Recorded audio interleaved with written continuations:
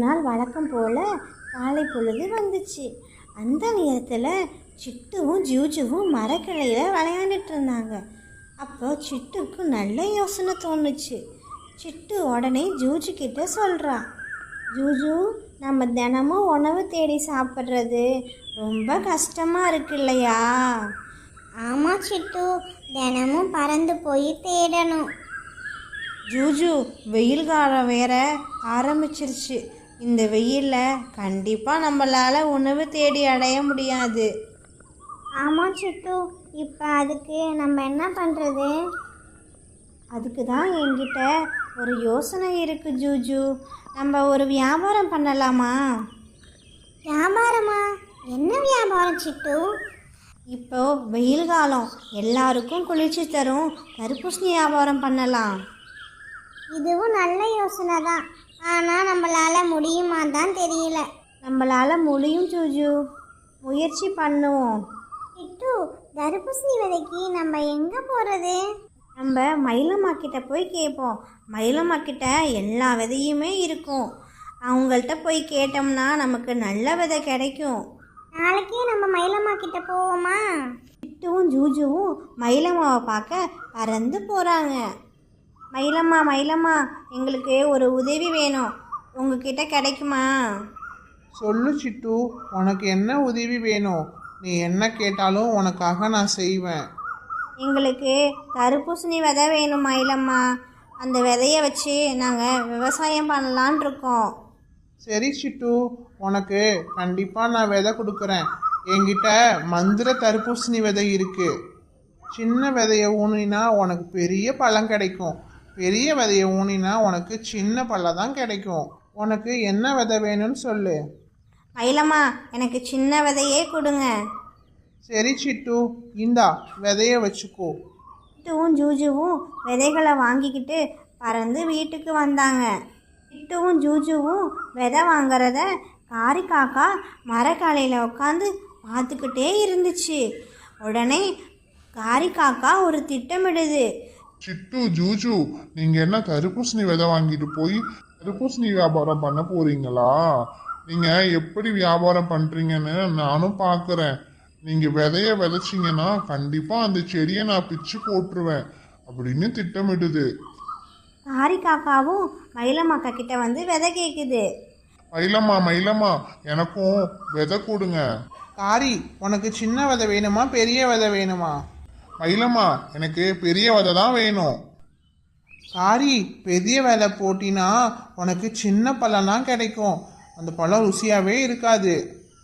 மயிலம்மா, அதெல்லாம் எனக்கு வேண்டாம். எனக்கு பெரிய விதை தான் வேணும். நீங்கள் பெரிய விதையே எனக்கு கொடுங்க. சரி காரி, இந்தா வச்சுக்கோ. காரியும் மயிலம்மா கிட்ட தர்பூசணி விதைகளை வாங்கிக்கிட்டு பறந்து வீட்டுக்கு வந்துச்சு. குசிக்கிட்ட காட்டுச்சு.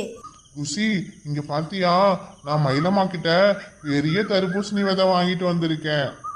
சிட்டுவும் ஜூஜுவும் தர்பூசணி விதைய மயிலம்மா கிட்ட வாங்கிட்டு போய் அவங்க தோட்டத்துல நட்டு வச்சு விவசாயம் பண்றதா பேசிட்டு இருந்தாங்க.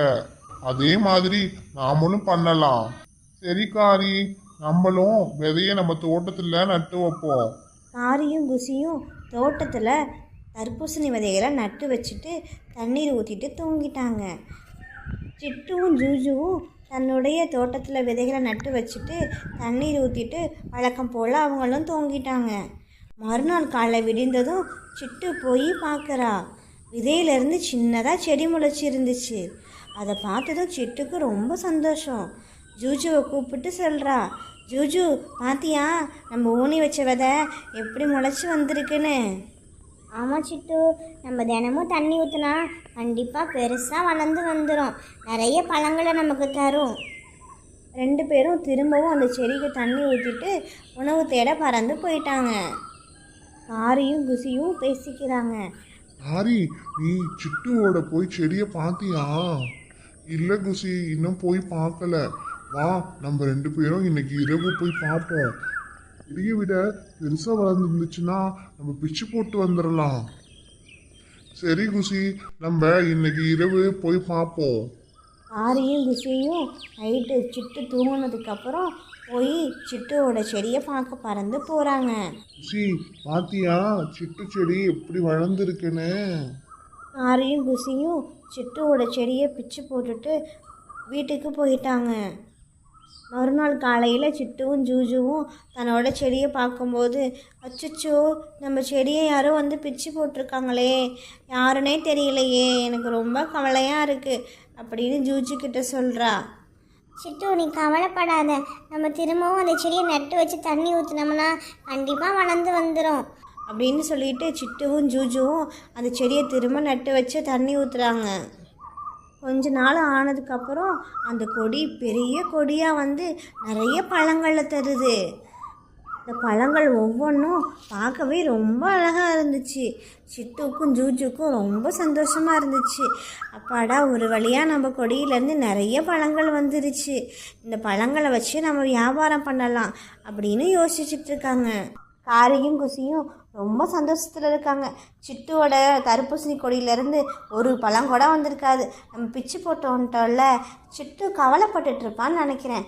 காரி வரியா, நம்ம போய் பார்த்துட்டு வரலாம் அப்படின்னு காரியும் குசியும் 2 பேரும் சிட்டுவோட வீட்டுக்கு பார்க்க பறந்து போகிறாங்க.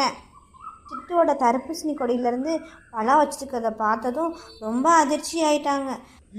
எப்படி இவ செடியில மட்டும் இவ்வளோ பழம் வந்திருக்கு? நம்ம பிச்சு போட்டு வந்தோம்ல அப்படின்னு 2 பேரும் குழப்பத்தில் பார்த்துக்கிட்டே இருக்கிறாங்க. பார்த்துட்டு 2 பேரும் வீட்டுக்கு வந்துடுறாங்க. மறுநாள் காலை விழுந்ததும் சிட்டு தன்னோட கொடியெல்லாம் பார்க்குறா. ஜூஜு பாத்தியா, ஒரு பழம் மட்டும் பெருசாக இருக்குது, அது பழுத்துருச்சு போல், அதை கண்டிப்பாக நம்ம மீராக்கு தான் கொடுக்கணும். மீரா கண் விழித்து பார்க்குறா. அம்மா என்ன சொல்கிற? நம்மளோட தர்பூசணி கொடியிலேருந்து தர்பூசணி பழம் பழுத்திருக்கா? ஆமாம் மீரா, நம்மளோட பழம் ஒன்று பழுத்திருக்கு, அந்த பழத்தை உனக்கு தான் கண்டிப்பாக நான் தருவேன். மீராவும் ரொம்ப சந்தோஷப்படுறா. படா, நம்ம தர்பூசணி பழத்தை சாப்பிட போகிறோம். காரியும் குசியும் ரொம்ப குழம்பி போய் வீட்டில் யோசிக்கிறாங்க. பாத்தியா, அவளோட செடியை பிச்சு போட்டு வந்தாலும் அவள் ஏதோ மாயமந்திரம் பண்ணி செடியை நட்டு வச்சு தண்ணி ஊற்றி நிறைய பழம் வந்துருச்சு. அம்மா காரி, சிட்டுவோட கொடியில் நிறைய பழம் வந்துருச்சு. அவள் நிறைய இனிமேல் பழம் வந்ததுக்கப்புறம் வியாபாரம் பண்ண ஆரம்பிச்சிருவா. காரியும் குசியும் அப்போ தான் யோசிக்கிறாங்க. காரி, நம்ம ஊனி வச்ச தர்பூசணி கொடி என்னாச்சு? அச்சச்சோ, நான் மறந்தே போயிட்டேன் குஷி. சிட்டுக்கு கெடுதல் நினச்சிக்கிட்டே இருந்தேன்னா அதனால நம்மளோட கொடியை பற்றி நான் யோசிக்கவே இல்லை. வா, நம்மளோட தர்பூசணி கொடி என்னாச்சுன்னு போய் பார்க்கலாம். போய் பார்த்ததும் காரி ரொம்ப வருத்தமாயிடுச்சு. தன்னோட கொடி கருகி போயிருக்கிறத பார்த்ததும் ரொம்ப கவலைப்பட்டுச்சு. சிட்டுக்கு நம்ம கெடுதல் நினச்சிக்கிட்டே இருந்துட்டு நம்மளோடதை மறந்துட்டேன் பாத்தியா நான் அப்படின்னு குஷிக்கிட்ட சொல்லி ரொம்ப வருத்தப்பட்டுச்சு. குஷியும் காரிக்கிட்ட ஆறுதல் சொல்கிறா. காரி, நீ கவலைப்படாத, நம்ம சிட்டுக்கிட்ட போய் பழம் கேட்டால் கண்டிப்பாக சிட்டு நமக்கு கொடுப்பா அப்படின்னு 2 பேரும் பேசிக்கிறாங்க. சிட்டு தன் கொடியிலேருந்து வந்த மொத தர்பூசணி பழத்தை தன் குழந்தைக்கு கொடுக்கலான்னு எடுத்துகிட்டு வரா. மீரா, மீரா வா, நம்ம இந்த பழத்தை சாப்பிடலாம், இந்த பழம் முத்தி போய் நல்லா பழுத்துருச்சு.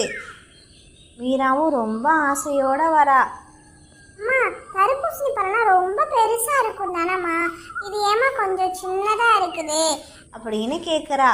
அதுக்கு சிட்டு சொல்கிறா, மயிலம்மா தான் நல்ல விதைகளாக பார்த்து எனக்கு கொடுத்தாங்க, சின்ன விதை தான்.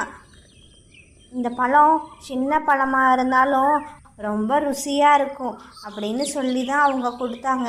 இதை நம்ம கட் பண்ணி சாப்பிடலாம், கண்டிப்பாக இது சுவையாக தான் இருக்கும் அப்படின்னு சிட்டுவும் மீராவும் அந்த தர்பூசணி பழத்தை கட் பண்ணுறாங்க. தர்பூசணி பழம் நல்லா செவன்னு செவந்து பார்க்கவே ரொம்ப அழகாக இருக்குது. மீராவுக்கு ரொம்ப சந்தோஷம். இந்த பழத்தெல்லாம் நம்ம தான் சாப்பிட போகிறோம், இந்த பழம் நமக்கு மட்டும்தான் அப்படின்னு ரொம்ப ஆசையாக அவள் சாப்பிட ரெடியாக இருக்கிறா. அம்மா, தர்பூசணி பழம் ரொம்ப சுவையாக இருக்குமா அப்படின்னு சந்தோஷமாக மீரா பழத்தை சாப்பிட்றா. சிட்டுவுக்கும் ஜூஜுக்கும் ரொம்ப சந்தோஷம். பழம் நிறைய பழுக்க ஆரம்பிச்சிருச்சு, இதை வச்சு நம்ம வியாபாரம் பண்ணலாம் அப்படின்னு ரொம்ப சந்தோஷமாக இருக்கிறாங்க. அந்த நேரத்தில் காரியும் குசியும் சிட்டுவை பார்க்க பறந்து வராங்க. சிட்டு சிட்டு எனக்கு ஒரு உதவி பண்றியா? சொல்லு காரி, உனக்கு என்ன வேணும்? சிட்டு எங்களுக்கு ஒரு தர்பூசணி பழம் வேணும், தருவியா? அப்படின்னு கேட்குறாங்க. சிட்டுவும் சரி காரி, உனக்கு தர்பூசணி பழம் நான் கண்டிப்பாக தரேன் அப்படின்னு ஒரு பழத்தை எடுத்து கொடுக்குறா. காரியும் குசியும் பழத்தை வாங்கிட்டு வீட்டுக்கு போய் சாப்பிட்றாங்க. குசி பழம் ரொம்ப சுவையா இருக்குல்ல?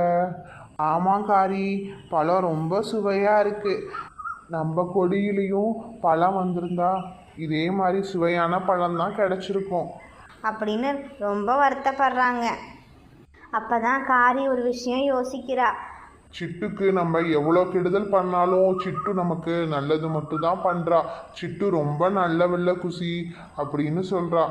அம்மா காரி, சிட்டு ரொம்ப நல்லவ. நம்ம கேட்ட உடனே நமக்கு பழம் கொடுத்துட்டா பாத்தியா அப்படின்னு ரொம்ப சந்தோஷப்படுறாங்க. ஆனாலும் காரிக்கும் குசிக்கும் ஒரு வருத்தம் இருக்குது.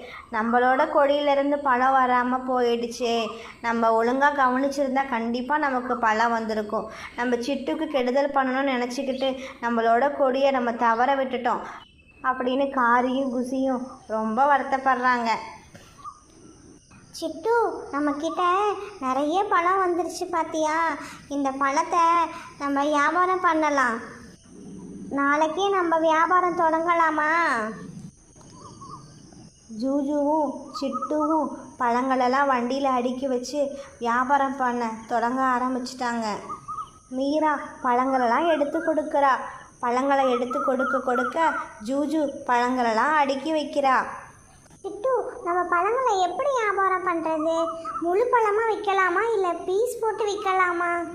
அப்போ தான் மீராக்கு ஒரு நல்ல யோசனை தோணுது.